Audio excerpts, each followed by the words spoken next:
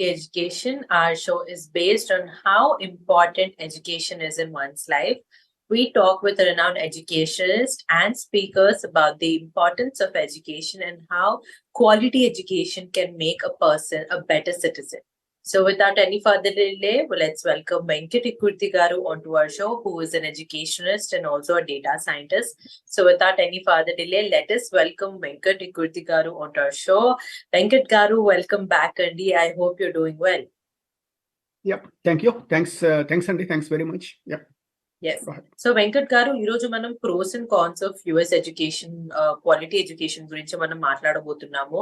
So when we talk about now it is December and January time which is a peak time అండి. Of course చాలా మంది Indians యుఎస్ఏకి వస్తారు, especially US Indian students వాళ్ళ masters చేసుకోవడానికి or job purposes కోసం. And also you see there is a significant growth of the number of students that are coming every single year. ఒకప్పుడు thousands లో ఉండేది ఇప్పుడు లక్షల్లో వెళ్తున్నాయి, లక్షలకి వెళ్ళి ఇప్పుడు కోట్లకి వెళ్తున్నాయి. So which is mind boggling. Is it because of the quality of education there, or is there any other reason according to you as an educationist?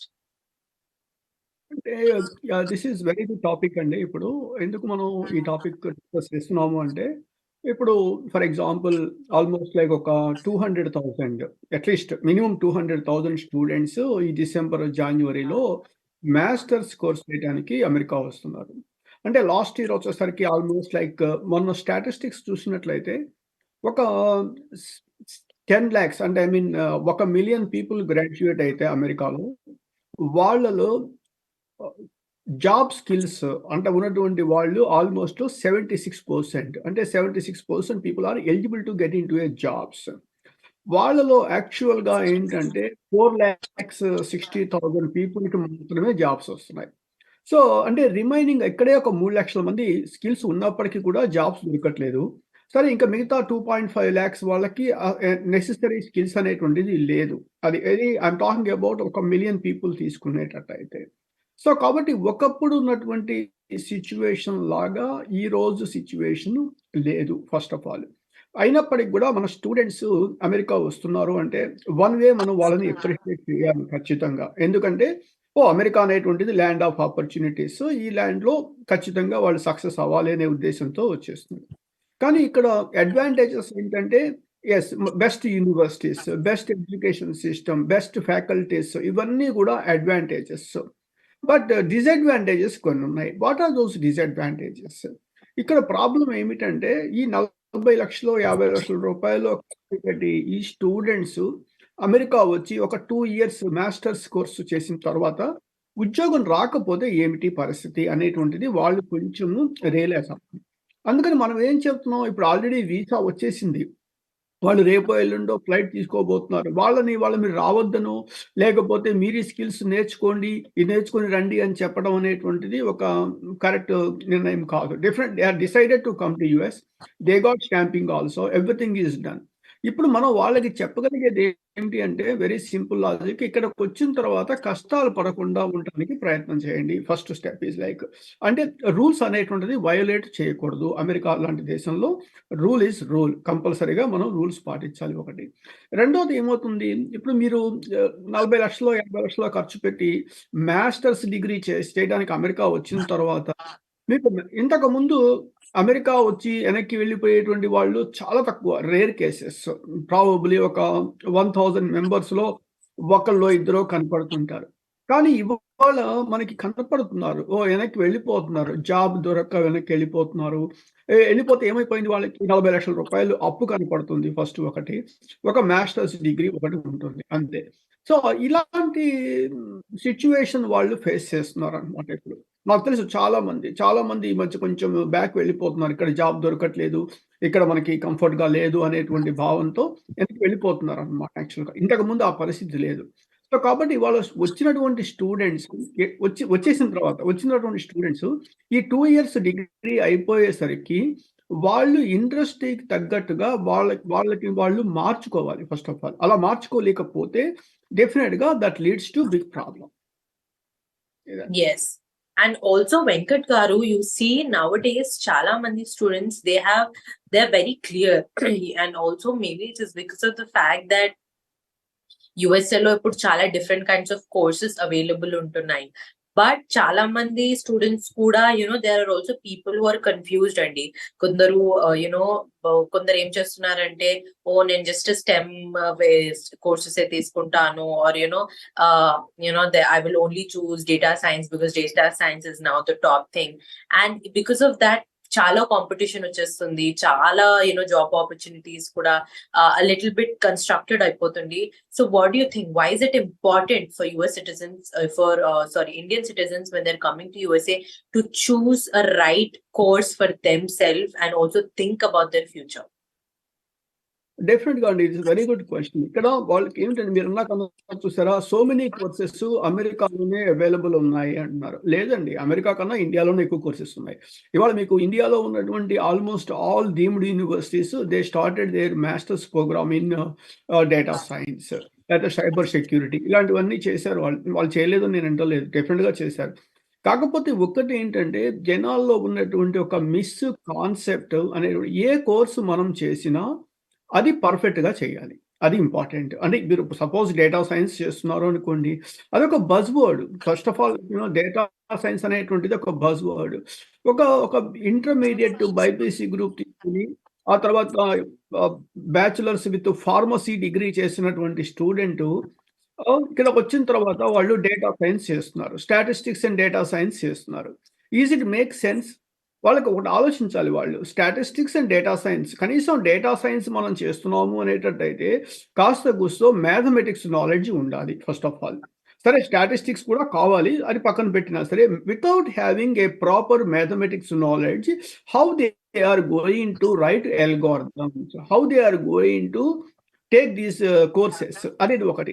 ఈ అమెరికా లాంటి దానిలో సెమిస్టర్ సిస్టంలో మనం ఏ కోర్స్ అయినా తీసుకోవచ్చు. ఏ కోర్స్ అయినా తీసుకోవచ్చు. America need money, that's all it is. కానీ మనం ఎంతవరకు ఫిట్ అవుతాము అనేటువంటిది స్టూడెంట్స్ వాళ్ళు ఆలోచించుకోవాలి.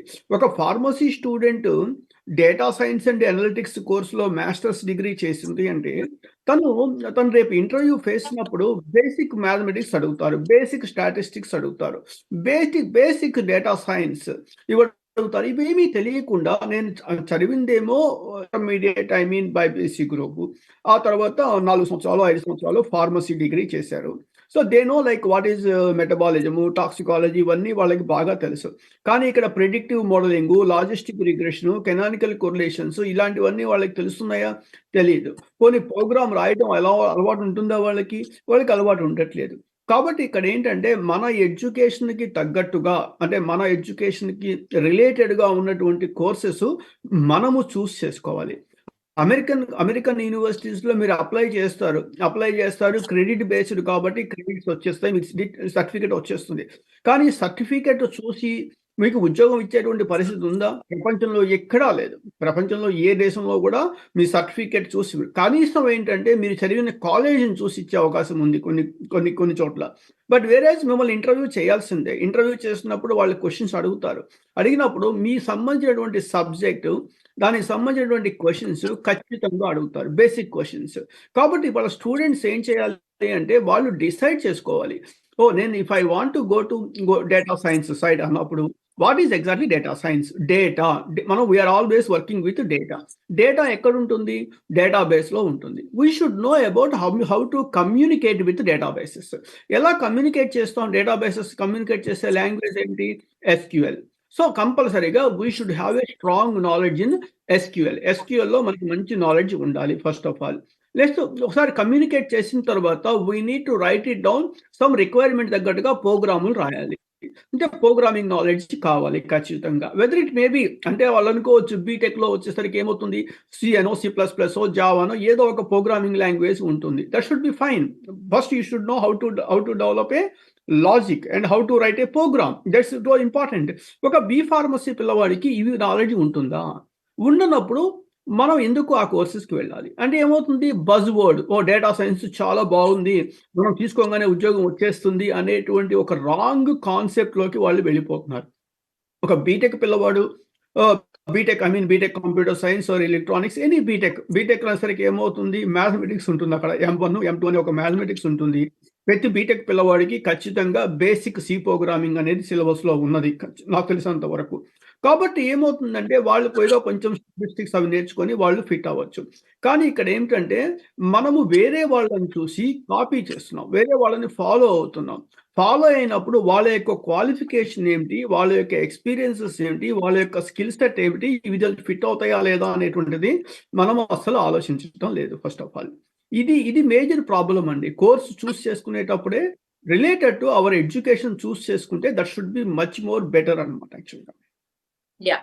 And also, Venkat Garu, you see Chala Mandi, students now they're becoming homeless irrespective of their, financial status. But and also Chala Mandi ki satisfaction anedi ledu. It's either that they want to learn more, or it's either that they're not satisfied that they're getting the jobs that they deserve. Why do you think this is happening, Andy?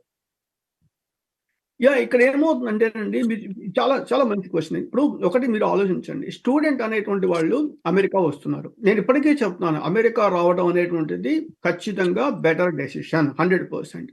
కానీ ఏమైపోతుంది, వచ్చేటప్పుడు వాళ్ళు precautions తీసుకుంటున్నారా లేదా అనేది first question. రెండోది ఏమైపోయింది, వాళ్ళకి ఎంతో ఫీజు ఉంటుంది, ఒక 40 లక్షలు ఎంతో ఫీజు ఉంటుంది. ఆ 40 లక్షల రూపాయలు బ్యాంక్ లోన్ తీసుకుంటున్నారు.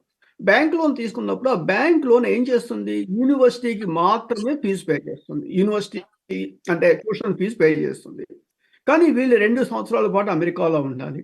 వాళ్ళ దగ్గర ఉన్నటువంటి డబ్బులతో టికెట్ కొనేస్తారు. ఎంతో ఒక 1.5 లాక్స్ ఎంతో టికెట్ కొనేస్తారు. షాపింగ్ ఎక్స్పెన్సెస్ అవి ఇవి చేసేసి ఆ డబ్బులు ఖర్చు పెట్టేస్తారు.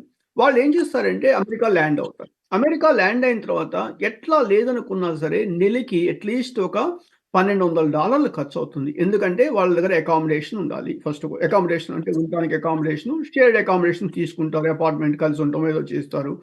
ఫుడ్ కావాలి, మినిమం ట్రావెల్ ఎక్స్పెన్సెస్ అవుతాయి. కాలేజ్కి వెళ్ళాలి కాబట్టి, కార్ ఉండదు కాబట్టి. సో అట్లీస్ట్ 12 to 1300 పోనీ ఒక $1,000 వేసుకున్నా సరే రూ. 85,000 అవుతుంది. ఈ రూ. 84,000 వాళ్ళ పేరెంట్స్ ప్రతి నెల వీళ్ళకి పంపించగలరా అనేది ఒకటి. జనాలు చాలా మంది ఏం ఆలోచిస్తారంటే, అక్కర్లేదు అక్కడికి వెళ్ళగానే మనం ఏదో ఆడ్ జాబ్ చేసుకుందాము అది. అది ఇల్లీగలే. ఆడ్ జాబ్ చేయడం అనేటువంటిది యూనివర్సిటీలో కాకుండా బయట ఎక్కడైనా సరే పనిచేస్తే అది ఇల్లీగల్ టాస్క్ అది. సో కాబట్టి పట్టుకుంటే చాలా ఇబ్బంది ఉంటుంది. సో కాబట్టి వాళ్ళకేంటి, ఇవాళ ఉన్నటువంటి ఈ సిచ్యువేషన్‌లో కోవిడ్ తరువాత బిజినెసెస్ అన్నీ స్క్రూడ్ అప్ అయిపోయినాయి. చాలా బిజినెసెస్ క్లోజ్ చేసేసారు. సో కాబట్టి ఒకప్పుడు తక్కువ మంది స్టూడెంట్స్ వచ్చేవాళ్ళు. ఏవో ఆడ్ జాబ్స్ ఏవో దొరికేవి. ఏదో గ్యాస్ స్టేషన్‌లోనో ఎక్కడో ఏదో జాబ్ చేసేవాళ్ళు. కింద సర్వైవ్ అయ్యేవాళ్ళు. కానీ ఇప్పుడు ఏమైపోయింది, ఉన్న జాబ్స్ ఏమో తగ్గిపోయినాయి. ప్లస్ స్టూడెంట్స్ ఏమో ఎక్కువ మంది వచ్చేసారు. ఎక్కువ మంది రావడం వల్ల ఏం జరుగుతుంది, వీళ్ళకి ఇలాంటి పార్ట్ టైమ్ జాబ్స్, టెంపరరీగా చేసే జాబ్స్ దొరకటం లేదు. దొరకపోవటం వల్ల మరి వాళ్ళకి నెలకి ఇండియా నుంచి నెలకి 85,000 పంపించడం అనేటువంటిది చాలా కష్టమైనటువంటి పని. సో కాబట్టి వాళ్ళు ఏం చేయాలి, వాళ్ళు ఎంత స్ట్రగుల్ అవుతున్నారు, మెంటల్‌గా ఎంత స్ట్రగుల్ అవుతున్నారంటే అంత స్ట్రగుల్ అవుతారు. ప్లస్ డేస్ అలా వెళ్ళిపోతుంటాయి. నెల టక్కన వచ్చేస్తుంది. వచ్చేసరికి రెంట్ పే చేయాలి. డబ్బులు ఉండట్లేదు. పార్ట్ టైమ్ జాబ్ దొరకట్లేదు. దొరకనప్పుడు ఏం చేయాలి? సో ఇలాంటివన్నీ కూడా ఏంటంటే స్టూడెంట్స్ వచ్చే ముందు ఒక్కసారి ఆలోచించుకోవాలి. ఒక్కసారి ఓకే, మన పేరెంట్స్ పంపించగలరా? అక్కడ చూడండి, లైక్ ఇవాళ ఎంతమంది అంటే ఈ పార్ట్ టైమ్ జాబ్స్ కోసం రోజు షాపుల దగ్గరకు వచ్చి నేను ఏదో పని చేస్తాను అని చెప్పేసి నెంబర్లు ఇచ్చి వెళ్ళిపోయేటువంటి వాళ్ళని నేను చాలా మందిని చూస్తున్నాను ఇప్పట్లో న్యూ జెర్సీ ఏరియాలో. సో కాబట్టి న్యూ జెర్సీ లాంటి ఏరియాలోనే ఇలా ఉన్నది అంటే, but whereas when you go to other places ఇంకా చాలా దారుణంగా ఉంటుంది. సో కాబట్టి వాళ్ళకి తెలుసు వాళ్ళు ఎంత స్ట్రెస్ ఫీల్ అవుతున్నారు అంటే, ఒక పక్క ఫుడ్‌కి కూడా స్ట్రగుల్ అయ్యేటువంటి పరిస్థితి ఉంటుందండి. ఫుడ్‌కి కూడా లైక్ స్ట్రగుల్ అయ్యేటువంటి పరిస్థితిని వాళ్ళు ఫేస్ చేస్తున్నారు. ఇవన్నీ కూడా ఏంటంటే పేరెంట్స్ వాళ్ళు ఓపెన్‌గా కూర్చొని ఆలోచించుకొనేసేసి ఒక నిర్ణయం తీసుకోవాలి. ఇప్పుడే చెప్తున్నా, అమెరికా రావద్దని నేను చెప్పట్లేదు. అమెరికా రావడం తప్పని చెప్పట్లేదు. వచ్చేటప్పుడు కొన్ని జాగ్రత్తలు తీసుకోండి అని మాత్రమే చెప్తున్నాం. ఆ జాగ్రత్తలేంటి, ఇవన్నీ గ్రౌండ్ రియాలిటీ సిట్యుయేషన్స్. సరే మనకి జాబ్ రావాలి. బీటెక్ అయిపోయింది. బీటెక్‌లో ఏదో చదివేశారు, ఏదో పాస్ అయ్యారు. American education is totally different. Indian education is different. Indian ఎడ్యుకేషన్‌లో ఏమవుతుంది? End of the day exam ఒకటి కండక్ట్ చేస్తారు. ఆ ఎగ్జామినేషన్‌లో ఒక 10 క్వెషన్స్ ఇస్తారు. అందుట్లో 5 క్వెషన్స్ రాస్తే 50% చాయిస్ ఉంటుంది కాబట్టి రాస్తే 100కి 100 మార్క్స్ వచ్చేస్తాయి. ఎలాగోలా ఫస్ట్ క్లాస్ వచ్చేస్తుంది. అయిపోతుంది. డిగ్రీ అయిపోతుంది. కానీ అమెరికన్ ఎడ్యుకేషన్ అట్లా కాదు కదా! కంపల్సరీగా అసైన్‌మెంట్స్ ఉంటాయి. ఒక 10 అసైన్‌మెంట్స్ రాయాలి. 10 క్విజులుంటాయి. ఆ తర్వాత ఒక ఎగ్జామినేషన్ రాయాలి. ఎగ్జామినేషన్ యొక్క weightage probably it may be 20%. It may be 10% sometimes. So, assignments దగ్గర నుంచి మనంతట మనం ఓన్‌గా రాయాల్సినటువంటి పరిస్థితి డెవలప్ అవుతుంది. చేయాలి. కంపల్సరీగా చేయాలి. ఇవన్నీ వాళ్ళకి అలవాటయినాయా ఇండియాలో? అలవాటు అవ్వలేదు. ఎందుకంటే ఇండియాలో ఏం చేస్తారు? 2 రోజుల ముందు ఎగ్జామినేషన్‌కి 2 రోజుల ముందు కూర్చొని చదువుతారు. ఎగ్జామినేషన్ రాసేస్తారు. పాస్ అయిపోతారు. అయిపోయింది. వచ్చేస్తారు. కానీ ఆ ఎగ్జామినేషన్ సిస్టమ్ మంచిగా లేదు అనేటువంటి ఉద్దేశంతోనే కదా! ఈ పిల్లలు ఇన్ని లక్షల మంది పిల్లలు అమెరికా వస్తున్నారు అంటే అర్థం ఏంటి? అమెరికాలో ఉన్నటువంటి ఎడ్యుకేషన్ సిస్టమ్ ఈజ్ బెటర్‌గా ఉంటుందని. యెస్. అబ్సల్యూట్‌లీ బెటర్‌గా ఉంటుంది. ఇప్పుడు ఇండియాలో గూడా మీకు తెలుసో లేదో ఐఐటీస్ ఉన్నాయనుకోండి. One of the best institutes in the world. ఇండియాలో కాదు వరల్డ్‌లో బెస్ట్ ఇన్‌స్టిట్యూట్స్. అలానే అక్కడ గూడా పని చాలా వరస్ట్ ఇన్‌స్టిట్యూట్స్ కూడా ఉన్నాయి ఇక్కడ. సేమ్ థింగ్ అమెరికాలో గూడా అంతే. బెస్ట్ యూనివర్సిటీస్ ఉన్నాయి. వరస్ట్ యూనివర్సిటీస్ కూడా ఉన్నాయి. మనం ఏ యూనివర్సిటీ సెలెక్ట్ చేసుకుంటున్నాము అనేటువంటిది మోర్ ఇంపార్టెంట్ పార్ట్. మనం బెస్ట్ యూనివర్సిటీ సెలెక్ట్ చేసుకుంటున్నాం అనుకోండి. మీకు కనీసం ఒక లాంగ్ బ్రీత్ ఊపిరి పీల్చుకోవడానికి కూడా టైం ఉండదు. ఒక మంచి యూనివర్సిటీలో మీరు మాస్టర్స్ డిగ్రీ చేయాలి అంటే మీకు అంత వర్క్ ఉంటుంది. అంత వర్క్ ఉంటుంది. ఆ వర్క్ మీరు చేయాలి. కానీ మనం ఏం చేస్తున్నాం మన పిల్లలు ఏం చేస్తున్నారు? వాళ్ళ పేరెంట్స్ కూడా అమెరికా వెళ్ళిపోదాం అనే ప్రయత్నం చేస్తున్నారు గానీ, అమెరికాలో ఏ యూనివర్సిటీకి వెళ్తున్నారు? ఆ యూనివర్సిటీ యొక్క ర్యాంకింగ్ ఎలా ఉంటుంది? ఆ యూనివర్సిటీలో లాస్ట్ కపుల్ ఆఫ్ ఇయర్స్‌లో ఎంతమంది పిల్లలకి ఉద్యోగాలొచ్చాయి? ఎన్ని క్యాంపస్ ప్లేస్‌మెంట్స్ వచ్చాయి? అనేటువంటిది ఎవరన్నా చెక్ చేస్తున్నారా? ఎవరు చెక్ చేయట్లేదు. ప్రాబ్లమ్ ఎక్కడొస్తుంది అంటే, అమెరికా మొహం చూడనటువంటి వాళ్ళ దగ్గర సలహాలు తీసుకొనేసేసి వాళ్ళు అమెరికా రావడానికి ప్రయత్నం చేస్తున్నారు. అది చాలా తప్పు. ఈ రోజున్నటువంటి ఇంటర్నెట్, ఈ రోజున రిసోర్సెస్‌తో మనకి ఎవ్రీథింగ్ ఈజ్ అవైలబుల్. మనకి ప్రతిదీ మనకి అవైలబుల్ ఉంది ఇక్కడ మనకి. ఉన్నప్పుడు ఆ రిసోర్సెస్‌ని ఉపయోగించుకొని వాళ్ళు ఒక రైట్ డెసిషన్ అనేటువంటిది తీసుకోవాలి. లేకపోతే మీరన్నట్టు చాలా స్ట్రెస్ ఉంటుంది. చాలా స్ట్రగుల్ అవ్వాల్సిన పరిస్థితి ఉంటుంది. అవుతున్నారు కూడా చాలామంది. చాలామంది. Yeah! Yes. And also Venkat Garu, if you see, Chala Mandi, with these fake certifications, so these safe job, universities. So the most common thing is Chala Mandi, they're applying for these small based universities, or, they're getting to these kind of frauds. So why do you think this is happening? Proper research అనేది లేదా లేకపోతే are there any wrong people monitoring them? ఇక్కడ ఒకటే simple అండి. America వెళ్ళాలి అనేటువంటి ఒక ఆలోచన ఫస్ట్ ఆఫ్ ఆల్. అమెరికా వెళ్ళటం అనేటువంటిది ఆలోచన. అమెరికా వెళ్తే చాలు ఒక రూ. 1,00,00,000, 2,00,00,000, 3,00,00,000 సంపాదించేయొచ్చు. ఉద్యోగం వచ్చేస్తుంది అనేటువంటి ఒక కాన్సెప్ట్‌తో వీళ్ళు ఉండటం బిగించేస్తున్నారు. అమెరికా వెళ్ళాలి అంటే ఏం చేయాలి? జీఆర్ఈ రాయాలి, టోఫెల్ ఎగ్జామినేషన్ రాయాలి, లైక్ లాట్ ఆఫ్ థింగ్స్. ఇవన్నీ ఏమైపోతుంది ప్రస్తుతం ఇక్కడ మనుషుల్లో ఏమవుతుందంటేనండి వాల్యూస్ లేకపోవటంతో వచ్చినటువంటి సమస్య. ఇప్పుడు మన ఎగ్జామినేషన్ మనం రాయాలి అనేటువంటి భావన ఎందుకు పెట్టుకోలేకపోతున్నాం మనం? దానికేంటంటే వీళ్ళు గూడా ఏం చేస్తున్నారు? ఏవో డబ్బులు తీసుకొని ఎగ్జామినేషన్ రాసేయటం. ఆ ఎగ్జామినేషన్ మార్క్స్ తీసుకెళ్ళేసేసి అంతా చాలా వీడియోస్ ఈ మధ్య కాలంలో టూ మెనీ వీడియోస్ బయటకొచ్చేసాయి. అందుకని మనం ఓపెన్‌గా చెప్పాల్సిన పరిస్థితి అయిపోయింది. ఒక స్టూడెంట్ అమెరికా వస్తున్నాడు అంటే తన ఎగ్జామ్ తను రాయట్లేదు. తన జీఆర్ఈ ఎగ్జామ్ తను రాయట్లేదు. తన టోఫెల్ ఎగ్జామ్ తను రాయట్లేదు. ఇప్పుడు వాళ్ళు పోనీ కనీసం బీటెక్ ఒక మంచి కాలేజీలో ఒక ఐఐటీస్‌లో చదివాడా అంటే అది కూడా లేదు. ఏదో కాలేజీలో బీటెక్ కంప్లీట్ అయిపోతుంది. కానీ ఇలాంటి వ్యక్తి రేపు అమెరికా వచ్చేసిన తర్వాత ఎందుకు అమెరికా వస్తున్నాడు? యు ఆర్ ఇప్పుడు మీ జేబులో ఒక రూ. 5 కాయిన్ ఉందనుకోండి. ఈ రూ. 5 కాయిన్ ఒక షాప్‌లో చెల్లలేదు అంటే ఇంకో షాప్‌లో చెల్లుతుందా అది? చెల్లదు. డెఫినిట్‌గా చెల్లదు. సేమ్ థింగ్ ఇక్కడ గూడా అంతే. ఇక్కడ ఒక పిల్లవాడికి ఇండియాలో ఏ టీసీఎస్సో, విప్రోనో ఈ కంపెనీ ఏదో ఒక కంపెనీలో ఉద్యోగం రాలేదు అంటే అతనికి అమెరికా వచ్చిన తర్వాత ఉద్యోగం వస్తుందా? ఫస్ట్ ఆఫ్ ఆల్ మనం ఆలోచించుకోవాల్సిందది. అండ్ ఇవన్నీ నిజాలు మాట్లాడితే జనాలకు అర్థం కాదు. This is the fact behind it is. ఒకసారి ఇక్కడికొచ్చిన తర్వాత ఒక హౌస్‌లో మీరు నమ్మరు. This is the fact. ఒక హౌస్‌లో 12 మంది, ఒకళ్ళిద్దరు కాదు 12 మంది స్టూడెంట్స్. ఉంటున్నారు. అంటే ఆలోచించండి, ఒక చిన్న 2 బెడ్‌రూమ్ హౌస్‌లో, 2 బెడ్‌రూమ్ అపార్ట్‌మెంట్‌లో 12 మంది పిల్లలు ఉంటున్నారు అంటే, నేను అడిగాను ఎందుకు ఇంతమంది ఉంటున్నారంటే, ఇంతమంది ఉంటే నెలకి $200 పడుతుంది సార్. అది మాకు తక్కువ డబ్బులు అవుతాయి కదా అని. అది అమెరికాలో 2 బెడ్‌రూమ్ అపార్ట్‌మెంట్‌లో రూల్ ప్రకారం నలుగురు మించి ఉండకూడదు మాక్సిమం. 1 బెడ్‌రూమ్ అయితే 3 మెంబర్స్ అనుకుంటాను. సో, అంతకు మించి ఉండకూడదు. అంతకు మించి ఎక్స్‌ట్రా ఉన్నారు అంటే వాడొచ్చి ఫైన్‌లేస్తాడు. అందుకని వీళ్ళేం చేస్తారు, వాళ్ళెప్పుడన్నా వచ్చేటప్పుడు వీళ్ళంతా గూడా బయటికెళ్ళిపోతారు. ఓన్లీ రాత్రి పూటొచ్చి పడుకోవడం ఏవో చేస్తారు. ఇవన్నీ అవసరమా?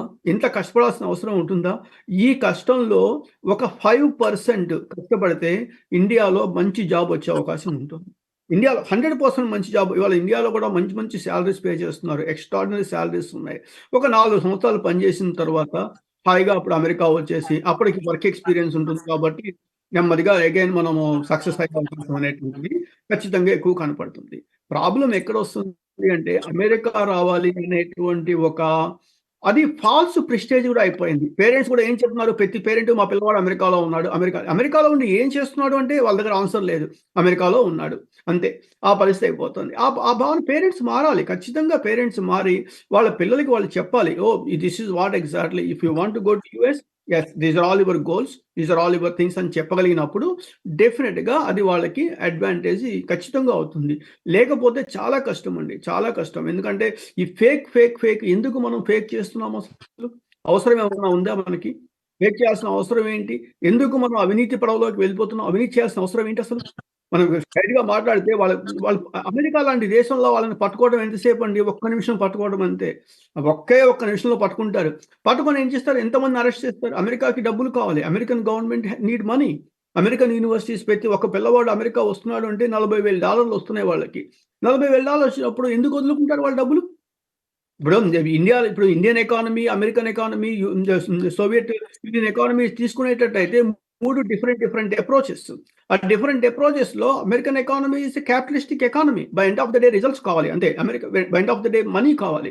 సో, మనీ కావాలి కాబట్టి ఏం చేస్తున్నారు వాళ్ళు వీసాలు ఇష్యూ చేస్తున్నారు. I-20లు ఇష్యూ చేస్తున్నారు. వచ్చేస్తున్నారు. అమెరికా వచ్చేస్తున్నారు. వచ్చిన వాళ్ళకి ఉద్యోగాలు వస్తాయా? ఉద్యోగాలు రావట్లేదు. రానప్పుడు ఏమైపోయింది? ఈ ₹40,00,000 కట్టేసేసి, ఒక సర్టిఫికేట్ తీసుకొని, వాళ్ళు ఇండియా ఎళ్ళిపోవాల్సిన పరిస్థితి వస్తుంది. పోనీ ఇండియా ఎళ్తే, ఇండియాలో వాళ్ళు ఇప్పుడు సపోజ్ నేనే ఉన్నాను. నేను ఇప్పుడు 20 సంవత్సరాలు, 25 సంవత్సరాల నుంచి అమెరికాలో ఉన్నాను. రేపు నేను ఇండియా వచ్చేసేసి ఏదో ఒక కంపెనీలో ఒక పొజిషన్ తీసుకున్నాననుకోండి. అక్కడ ఇంటర్వ్యూలు కండక్ట్ చేయాల్సొస్తే నాకు తెలీదా? అమెరికాలో మాస్టర్స్ డిగ్రీ చేసినటువంటి వాళ్ళు ఎలా చేస్తారో నాకు తెలుసు కదా! ఇవాళ ఇండియాలో నేను టీచ్ చేశాను కాబట్టి, ఇండియన్ సిస్టమ్ నాకు తెలుసు. ఇండియన్ సిస్టమ్‌లో ఎడ్యుకేషన్ సిస్టమ్ ఎలా ఉంటుంది? ఎగ్జామ్స్ ఎలా కండక్ట్ చేస్తున్నారు? ఏమిటి ఇవన్నీ కూడా నాకు తెలుసు. ఎక్కడ ఫ్రాడ్ ఉందో కూడా తెలుసు నాకు. సో, కాబట్టి ఏమిటంటే తెలీదు అనేటువంటి భావన లేదండి. అన్నీ తెలుసు జనాలందరికీ. అలాంటప్పుడు ఏమవుతుంది? ఇక్కడే ఉద్యోగం ఇప్పుడు 2 సంవత్సరాలు మాస్టర్స్ డిగ్రీ కంప్లీట్ చేశారు. కంప్లీట్ చేయగానే ఏం చేయాలి? 60 డేస్ లోపల ఉద్యోగం తెచ్చుకోవాలి వాళ్ళు. 60 రోజుల లోపల. ఒకవేళ 60 రోజుల్లో ఉద్యోగం రాకపోతే ఏం చేయాలి వాళ్ళు? చదువు అయిపోయింది కాబట్టి ఇండియా వెళ్ళిపోవాలి. వీళ్ళు ఇండియా వెళ్తున్నారా? వెళ్ళటం లేదు. ఒక కన్సల్టింగ్ కంపెనీ వాళ్ళేం చేస్తారు? ఒక గెస్ట్ హౌస్‌లో పెట్టేస్తారు. ఏవో ట్రైనింగ్‌లు ఇస్తారు. ఏవో చేస్తారు. ఒకప్పుడు ఏమైందంటే కాంట్రాక్ట్ జాబ్స్ అనేవి చాలా ఎక్కువుండేవి. కాంట్రాక్ట్ జాబ్స్ అంటే టెంపరరీ జాబ్స్. గంటకింత డబ్బులిస్తాము. మీరు పని చేయండి అనేటువంటి కాంట్రాక్ట్ జాబ్స్. అప్పుడేమైపోయేది ఈ కన్సల్టింగ్ కంపెనీలు ఏం చేస్తారు? వాళ్ళేదో ట్రైనింగ్ ఇచ్చేసి ఏదో జాబ్‌లో వాళ్ళని టెంపరరీగా పెట్టి ఏవో చేసేవాళ్ళు. అన్‌ఫార్చునేట్‌గా ఏంటంటే లాస్ట్ 6, 7 మంత్స్ నుంచి కాంట్రాక్ట్ జాబ్స్ అనేవి తగ్గిపోయినాయి. Almost zero. I don't want to say exact word zero but చాలా తగ్గిపోయినాయి. కాంట్రాక్ట్ జాబ్స్ తగ్గిపోయినాయి కాబట్టి ఫుల్ టైమ్ జాబ్స్ ఉన్నాయి. ఫుల్ టైమ్ జాబ్స్ వస్తున్నాయి. ఫుల్ టైమ్ జాబ్ అనగానే ఏం చేస్తారు వాళ్ళు? వాళ్ళు బ్యాక్‌గ్రౌండ్ చెక్స్ చేస్తారు. ఈ గ్రీన్ కార్డ్, క్రిమినల్ హిస్టరీ అవి ఇవి మొత్తం అన్నీ చెక్ చేస్తారు. చెక్ చేసినప్పుడు ఈ పిల్లలకి ఏంటి? వీళ్ళుండే స్టేటస్ ఓపీటీ స్టేటస్ కాబట్టి వాళ్ళు పట్టుబడతారు. లేకపోతే వాళ్ళకి ఉద్యోగాలు రావట్లేదు. ఇది మేజర్ ప్రాబ్లమ్ అందుకని ఇప్పుడు స్టూడెంట్స్ వచ్చేటువంటి వాళ్ళు వీసా వచ్చేసి వచ్చేటువంటి వాళ్ళు వాళ్ళ పేరెంట్స్‌తో కూర్చొని these are all the problems. ఈ ప్రాబ్లమ్స్ అన్నిటిని రేపు నేను ఫేస్ చేయాలి కంపల్సరీగా. మేజర్‌గా ఏంటంటే ఫైనాన్షియల్ ప్రాబ్లమ్స్. వాళ్ళు ప్రతి నెల డబ్బులు వెతుక్కోవాలి అంటే చాలా కష్టమైపోతుంది స్టూడెంట్స్‌కి. కాబట్టి పేరెంట్స్ ఏంటంటే ఎటువంటి పరిస్థితుల్లో గూడా ఒక 6 మంత్స్ పాటు వాళ్ళకి సరిపోయేటువంటి డబ్బులిచ్చి పంపించారు అనుకోండి. ఫర్ ఎగ్జాంపుల్ 6 మంత్స్ అంటే ఆల్‌మోస్ట్ లైక్ ఒక $6,000-7,000 వాళ్ళకి అంటే ఫీజు కాకుండా ఇస్తే గనక వాళ్ళు ఈ 6 మంత్స్ పీస్ ఆఫ్ మైండ్‌తో వాళ్ళు చదువుకునే అవకాశం ఉంటుంది. ఎందుకు? ఫైనాన్షియల్‌గా వాళ్ళకి స్ట్రగుల్ లేకుండా ఉండే పరిస్థితి ఉంటుంది. అలా కాకుండా అక్కడికెళ్ళిపోయి అంటే అమెరికా వచ్చేసి ఏదో ఆడు జాబులు చేద్దాము, ఏదో చేద్దాము అనుకునేటట్టయితే ప్రతిరోజు వాళ్ళు తినే ఫుడ్ కూడా వాళ్ళు డబ్బులు వెతుక్కోవాల్సిన పరిస్థితి వస్తుంది. సో కాబట్టి my sincere advice for those are watching this show, think about twice when you are sending your kids to US. ఒకవేళ మీరు యుఎస్ పంపించడం నిర్ణయం తీసేసుకున్నట్లయితే అట్లీస్ట్ ఒక 6 నెలలకు అయిపోయేటువంటి ఫండ్స్ వాళ్ళకి కనుక అకౌంట్ లో ఉన్నట్లయితే that is much more better అవుతుంది. Okay, this is what I want to say. Thank you so much, Venkat Garu, for tuning in, Randy. Thank you again for the viewers for tuning in. We'll definitely continue this show next week. Again, I'm your host, Shivani Raj, signing off.